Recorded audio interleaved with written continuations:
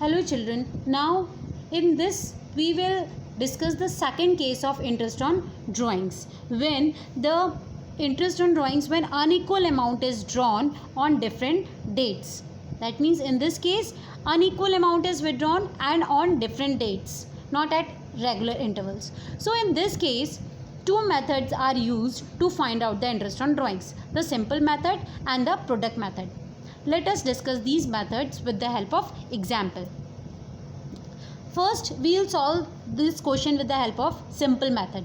And the question is, compute interest on drawing at the rate of 10% per annum for the year 2011. If Amit withdrew following amounts during 2011. Amit's drawings are February 1st, 3000, April 30, 4000, June 1st, 3000, September 30, 5000, November 1st 7000 and December 31st 2000. So we have to find out the interest on drawings and the interest rate is 10% per annum. That means time period would be considered. So now let us start with the simple method. In this method first we will write the time period, date of drawing. Second we will mention the amount, whatever amounts we have withdrawn.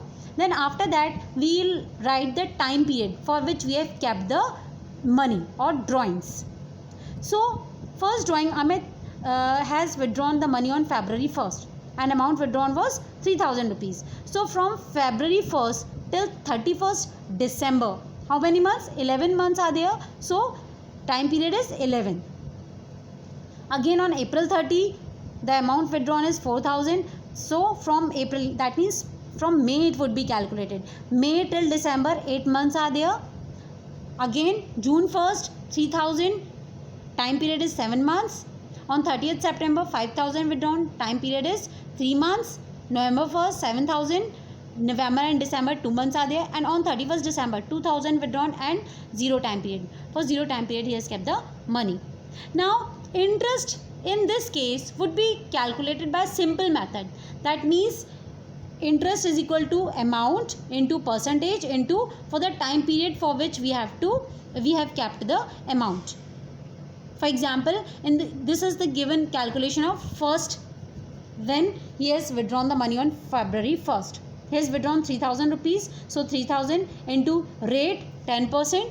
So 10 by 100 into for 11 months he has kept the money. So 11 by 12 is equal to 275. So in this way, in each case we have to find out the interest and then we have to total it.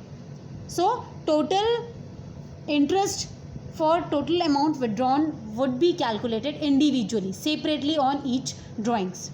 And when we will sum up, we will get the total interest on drawings. So 958.33 is the total interest on drawings for the month, for that year. Now the second method is product method. The same question can also be solved with this product method also. In this case, again we will make the 4 columns. First we will write the date of drawings. In second column we will write the amount, and in third column we will write the time period for which we have kept the money. And after that in the fourth column we will write the product of these two columns. That means 3000 into 11 is equal to 33,000, 4000 into 8 is equal to 32,000, 3000 into 7 is equal to 21,000. In this way we will multiply these two and we will write the product in the fourth column. And after getting this product we will sum up the product and the total we will get it here. And in this total amount we will calculate the interest. See how? Interest on 115,000 at the rate of 10% per annum for 1 month. That means in this case we will consider interest on for 1 month only.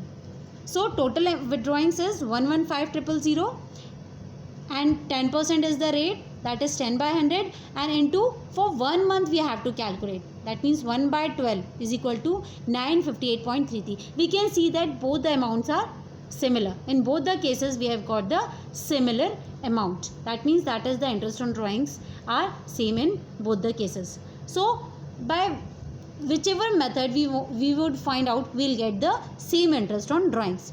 And this is the case when unequal amounts are withdrawn and in different on different dates.